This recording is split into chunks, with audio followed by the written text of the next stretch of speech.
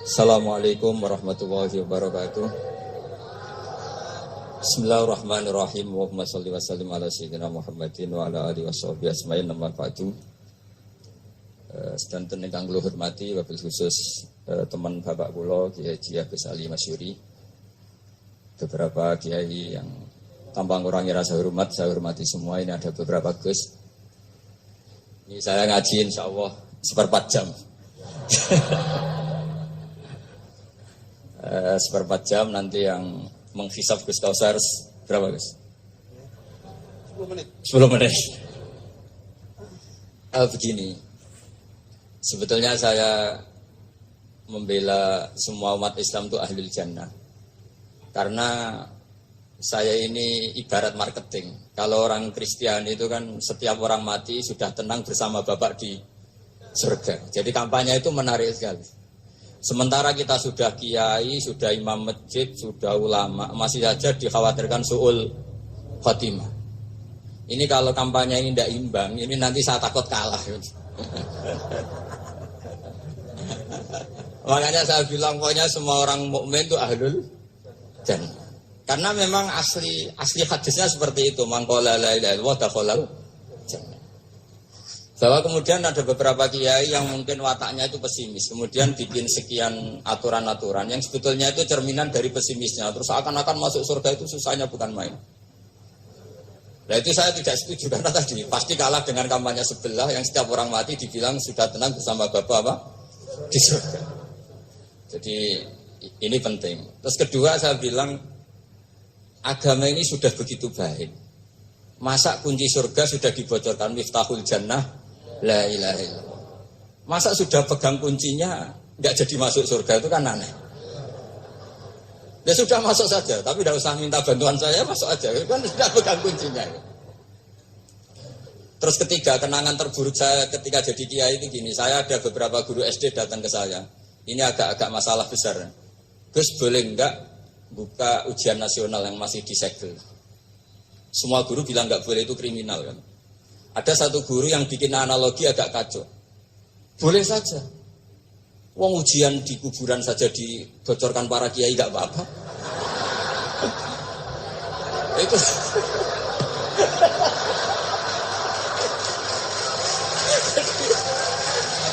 tapi ini kriminal ya. Perhatian kepada kiai, nggak boleh memukul pemateri.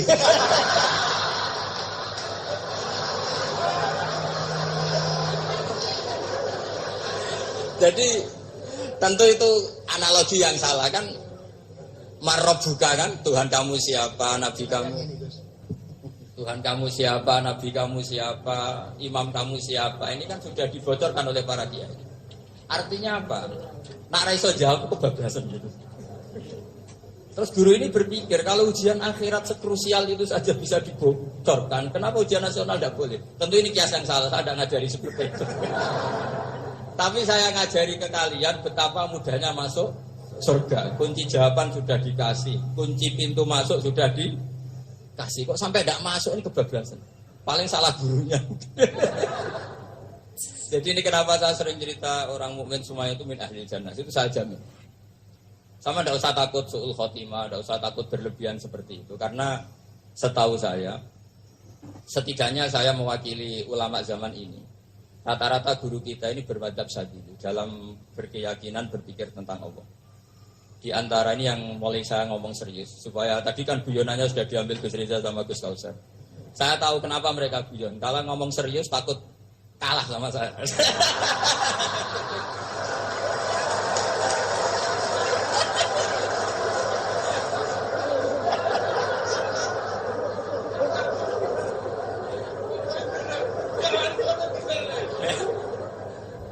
Karena saya ini sudah terkenal pemikir serius, jadi artinya itu satu kepintaran mengalihkan.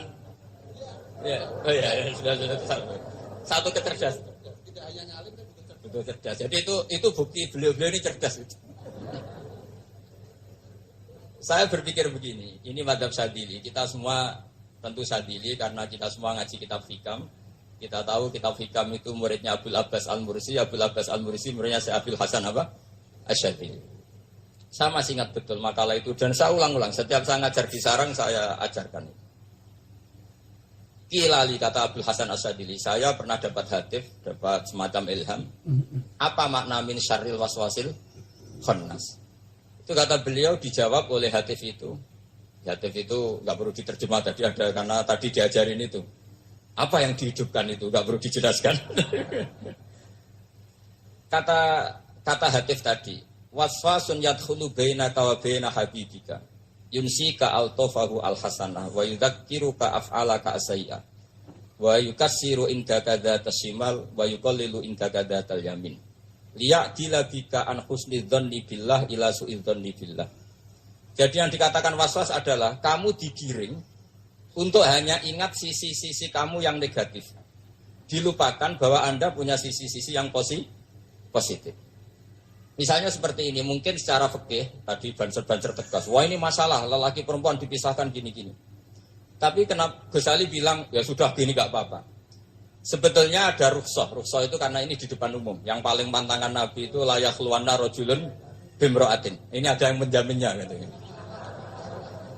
Malah khawatir saya di sini dipisah tapi setelah berduaan nggak bisa. Jadi toleransinya karena ini di depan umum. Itu masih ada toleransinya. Layak luwana rojulun bimro'atin. Begitu juga ketika kita dosa, misalnya kita dosa. Orang Islam setiap dosa itu pasti ingat salahnya atau kemudian istighfar. Dan ketika satu kebaikan dibandingkan keburukan, itu kata semua ulama, karena sayi'ah itu bernilai 1, kebaikan bernilai apa? 10. Itu masih surplus berapa? 9. Jadi itu cara berpikir Abdul Hasan Asadili. Kenapa kamu harus berpikir positif tentang Tuhan? Sekali berpikir tentang negatif, itu bahaya betul. Misalnya begini, kamu berpikir, tak rewangi jadi kiai, sujud, rukuk, ternyata aku tetap lebu neraka, gunanya apa? Itu menurut saya kan gak punya akal. Sujud itu satu kelaziman menghamba kepada Allah. Normalnya seorang hamba itu ya sujud. Kemudian gara-gara kamu ingin masuk surga, terus logika kamu dibalik, gunanya apa saya sujud? Ternyata saya masuk neraka.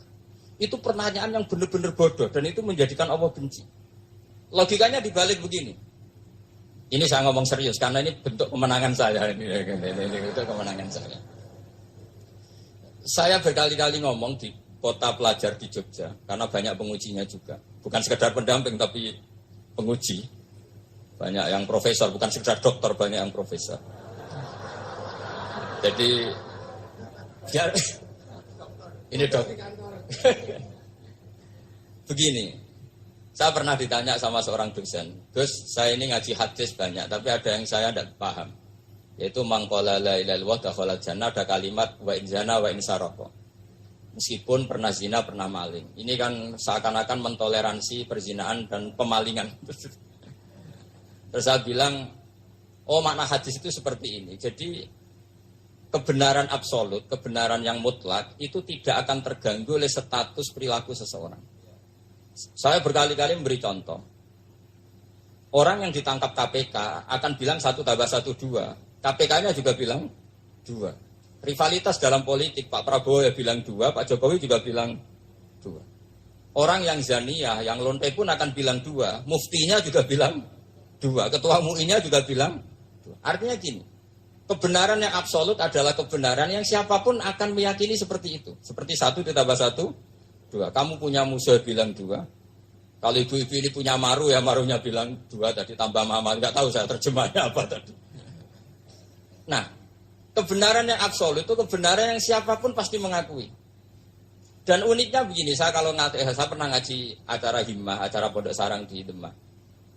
Kalau kamu bilang 1 ditambah 1 menjadi 2, untuk mengatakan 2 itu kamu butuh hadiah enggak? Mereka semua jawab enggak.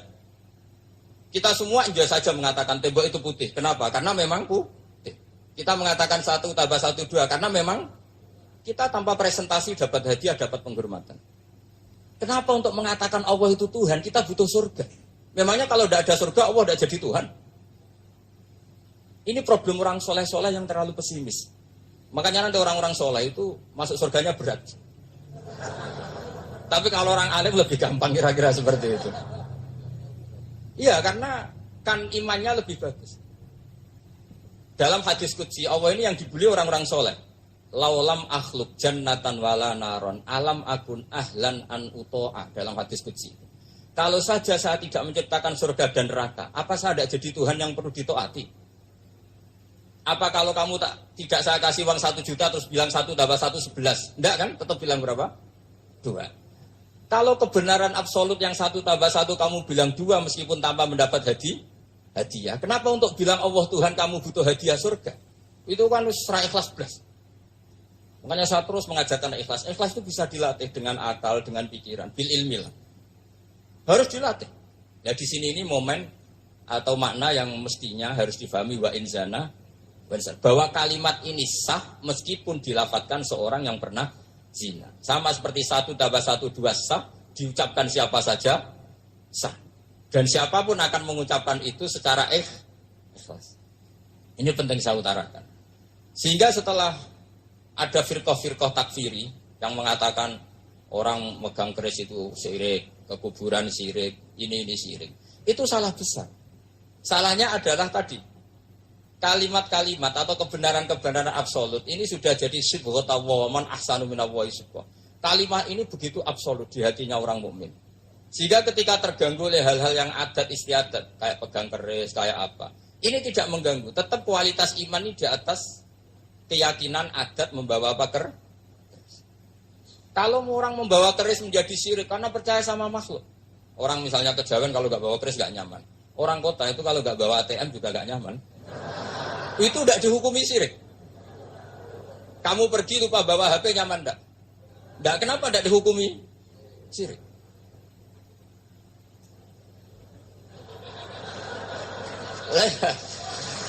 Jadi ini logika-logika. Jadi makanya ini Gus Reza boleh kritik saya. Saya itu berkali-kali bilang, saya termasuk ulama yang mau bikin gerakan cangkem elek.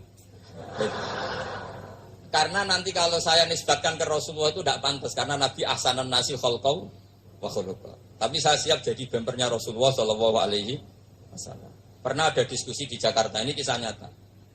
Apa dalilnya setelah sholat salaman? Mana hadisnya? Itu dijawab hadisnya tentu kita kesulitan. Kalaupun ada hadisnya dhaif semua yang masalah musafahah. Akhirnya mau tidak mau dijawab pakai cangkem elek. Boleh enggak kamu setelah salam nyalain HP yang off? Boleh. Boleh enggak ke kamar mandi? Boleh. Oh berarti kencing boleh, nyalain HP boleh. Yang enggak boleh itu ingat Allah. Karena mereka mengkritik wiridan, mengkritik salam. Akhirnya mikir tuh. Ada enggak hadisnya orang setelah sholat nyalain HP? Enggak ada kan? Tapi mereka nyalain HP enggak hambatan. Tapi untuk salaman masalah. Ke kamar mandi boleh, tapi untuk wiridan enggak boleh. Akhirnya mereka sadar, oh iya, lama-lama dibisi gini yang kelompok itu. Kamu itu korban aliran supaya kamu enggak ingat Allah, ingatnya HP-nya. Sehingga orang wiridan kamu kritik, orang nyalain HP enggak kamu kritik. Itu kelompok itu adalah kelompok orang-orang yang supaya orang Islam itu lupa Tuhannya. Itu gerakan cangkem elek, tapi jadikan orang sadar. Jadi ini penting. Jadi kalau kamu tidak bisa bela agama dengan jalan yang lurus karena tidak bakat gitu. Gak apa-apa pakai cangkem elek tadi. Karena gak mungkin gerakan ini dinisbatkan kepada Rasulullah Shallallahu Alaihi Wasallam. Kalau soal sanad, saya punya sekian sanad tentang itu. Tapi tidak usah kamu ikuti. Ada orang tanya, ya Pak Kiai kalau setan dibakar di neraka panasan enggak? Ya panasan. Loh kan setan dari api, ngapain harus panasan? Kan materinya sama. Kiai tadi gak kesulitan, dia ngambil pasir, disawero di wajahnya. Wah sakit Kiai, kamu kan dari tanah, kena tanah kok. Jadi itu ada sekian, artinya gini ya, kalau kesulitan jawab pakai baik-baik ya sudah pakai cangkem elek itu aja kan. Tapi tentu kan gerakan ini tidak mungkin dinisbatkan kepada para nabi. Tapi saya pastikan meskipun nggak bisa dinisbatkan kepada para nabi dari segi cangkem elek tadi, tapi secara semangat itu sama. Saya punya sekian contoh. Benar Gus Rizal tadi kejut saya ngawur-ngawurnya itu masih punya sana. Itu pas saya ngawur pun masih punya apa? Sana. Nabi Ibrahim itu ketika faja'alahum juzatan illa kabiralahum itu si berhala paling besar dikasih kapak. Ketika mereka geger, ini siapa yang berhala-berhala kecil? Kata mereka, sami'na fatay yadhkuruhum yuqalu lahu Ibrahim. Ya kira-kira Ibrahim lagi. Terus Ibrahim didatangkan, siapa yang melakukan ini semua? Ini jawaban Nabi Ibrahim, bal fa'alahu kabiruhum hadza. Ya tanya yang bawa pedal, saya kan enggak bawa. Terus kata orang-orang, otak kamu itu di mana? Masa berhala disuruh nanya, kan nggak bisa ngomong. Ibrahim kebalikan, ufil lakum walima ta'buduna min dunillah. Lalu otak kamu di mana? Sudah tahu nggak bisa ngomong kok disembah gitu. Itu ada kata ufin. Ufin itu kalau diterjemah kira-kira ya agak-agak jancuk gitu loh. Kira-kira ya kira-kira seperti itu. Jadi Sekarang dalilnya jancuk apa bisa?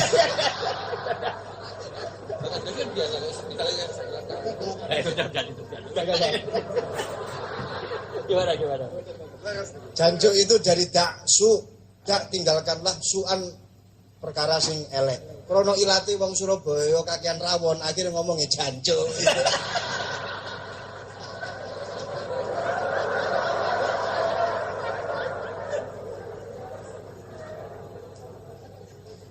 Jadi mulai dulu melawan kebatilan itu harus pakai logika yang vulgar. Karena memang nggak mungkin dengan bahasa-bahasa priayi itu nggak mungkin. Dan ini penting saya utarakan. Nah, kalau nanti nggak mungkin dinisbatkan kepada Rasul karena Nabi adalah ahsanan nasi khalqa wa khuluqa, kita yang ngambil alih saja. Gus Reza, saya, Gus Alsan itu harus cangkem elek kan pantas. Luas. Selain bakat ya sudah natural. Karena memang itu cara kita menjelaskan kebenaran. Saya ulang lagi, itu cara kita menjelaskan apa? Kebenaran. Mau tidak mau. Saya pernah ditanya sama seseorang, Gus, beberapa nabi itu kan poligami. Poligami itu bukti hipersek. Karena yang tanya itu orang nasionalis, nggak pati senang Islam. Terus tak balik tanya, perempuan itu makhluk lemah enggak? Iya lemah. Kalau nolong lama satu itu gimana? Ya baik. Kenapa nolong dua jadi tidak baik? Harusnya kalau nolong tiga tidak baik. Tapi saya tidak dukung poligami. Nah, ini cerita. Setidaknya mereka jadi ingat. Saya itu pernah ditanya agak-agak orang ateis. Dia benci Islam tapi meneliti Islam. Pertanyaan kedua, kenapa dalam perang itu seakan-akan Nabi itu perampok? Hartanya orang kafir disita kemudian menjadi ghanimah. Itu kan kayak ngerampok. Terus saya tanya gini, kalau ada penjahat ke rumah kamu, kemudian pakai senjata api, setelah kamu ringkus, itu senjata api kamu kembalikan apa kamu sita? Oh ya saya sita, kalau tak kembalikan dipakai ngerampok lagi. Ya sama seperti itu, kalau kekuatan mereka dikembalikan, akan dipakai kekuatan mereka lagi. Jadi, ya lagi-lagi ini kemenangan orang serius. Karena nanti guyanya sudah dintakna sama Gus Safa sama Gus Riza. Nah, kenapa saya ngajar begitu rileks, begitu santai? Karena pikiran saya sederhana. Fa innal uqula muttarratun ila qabilil haq. Akal sehat pasti dipaksa menerima apa? Kebenaran. Sehingga kebenaran itu tidak usah kamu ngomongkan secara serius, secara tidak perlu. Kebenaran itu mudah diterima. Saya itu pernah ngaji berkali-kali di Jogja di mana-mana sampai ada buku seorang dokter nulis tesisnya itu bangga lagi menjadi muslim setelah ngaji saya itu. Karena saya menerangkan itu ringan. Orang Islam itu harus mencintai Allah. Ciri utama cinta itu tidak tegang, rileks.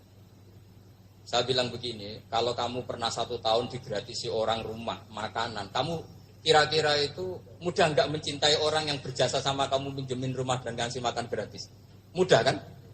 Apalagi kita ini mudah mencintai orang yang minjemin mobil 1 tahun, ngasih rumah 1 tahun, apalagi selamanya. Kenapa kita tidak mudah mencintai Allah yang memberi kita bumi, air, oksigen, semuanya kita dikasih Allah. Akhirnya mereka mikir, wong mencintai seseorang yang ngasih dalam durasi 1 tahun saja mudah, apalagi mencintai Allah yang ngasih kita tanpa batas. Itu disebut walladzina amanu asaddu hubbal lillah. Orang mukmin itu mudah sekali mencintai Allah. Caranya dilatih tadi. Kita mudah mencintai orang yang berjasa sama kita. Kenapa tidak mudah mencintai Allah yang tentu jasanya lebih besar? Nah, karena akhir-akhir ini banyak orang yang terlalu nazir, terlalu apa? Kata Nabi kan basyiru walatu nafiru yasiru walatu asiru. Sehingga saya bikin gerakan. Pokoknya semua orang mukmin pasti masuk surga. Nanti soal ada kesalahan-kesalahan kecil yang menjadikan orang su'ul khotimah itu sifatnya kehati-hatian. Jangan menjadi hukum. Hati-hati itu tidak menjadi hukum. Kalau kamu nyupir hati-hati itu bukan berarti pasti kecelakaan. Enggak. Hati-hati itu ya hati-hati saja, tidak menjadi hukum. Ini penting saya utarakan karena kubu sebelah kampanyenya sudah tadi, setiap mati pasti tenang bersama Bapak di surga. Sementara kita mau kampanye, kamu sholat tidak mesti diterima, haji tidak mesti diterima, jadi kiai tidak mesti masuk surga. Coba kalau kita kampanye gitu terus, yang mau jadi muslim itu siapa? Jadi ini sudah tak perhitungkan matang-matang, saya milih macam seperti itu. Ya ini saya pikir sudah, ini pembandingnya supaya punya waktu. Saya suka sekali. Nah ini yang sesi terakhir ya, sesi terakhir. Saya akan cerita peke karena Dengan saya Gus, ada iklan sebentar dari ibu-ibu, pentolan mic kurang dekat ke mulutnya Gus Baha. Sehingga suaranya tidak terdengar sampai ke belakang. Oh, gitu, pentolannya didekatkan Gus. Oh, gitu. Ini kalau ngomong konotasinya itu mesti nyerempet. Sudah apa ya? Sudah ahlinya di situ. Ya malah ada begitu.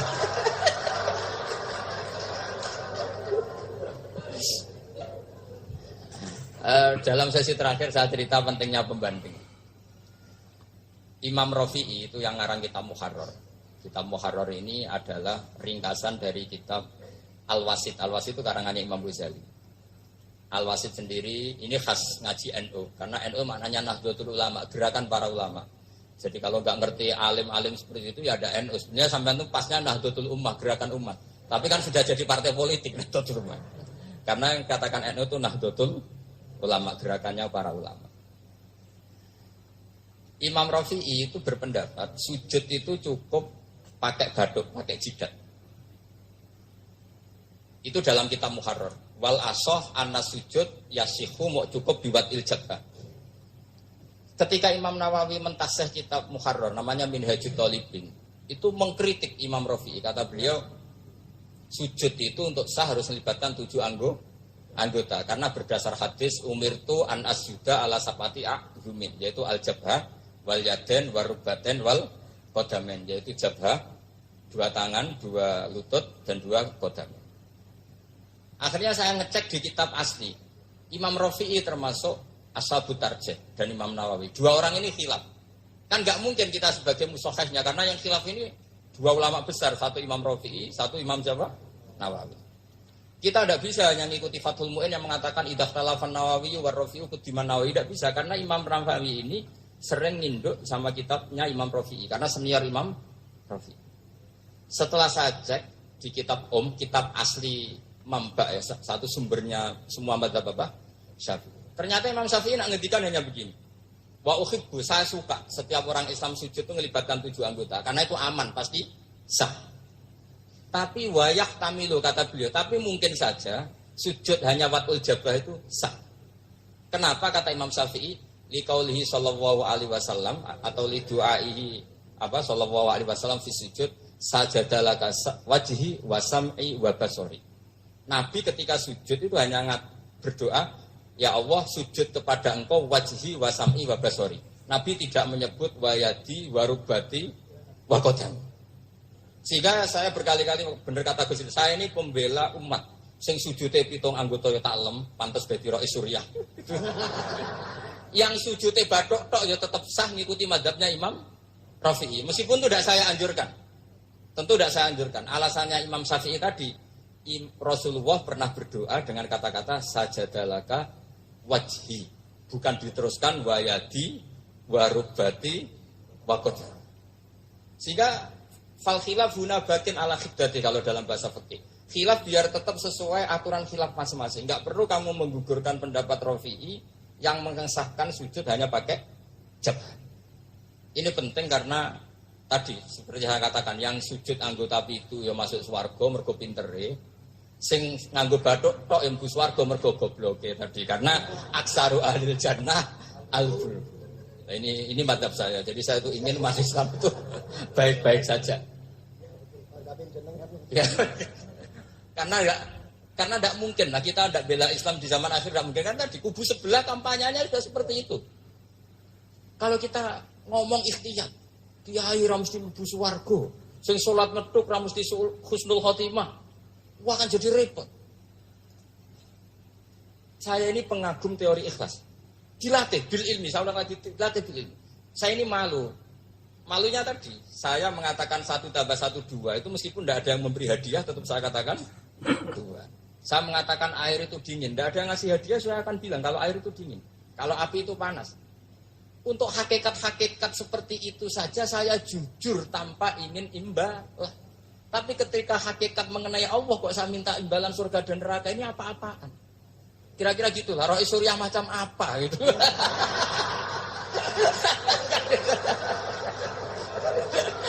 Ya saya kira demikian. Assalamualaikum warahmatullahi wabarakatuh. Waalaikumsalam warahmatullahi wabarakatuh.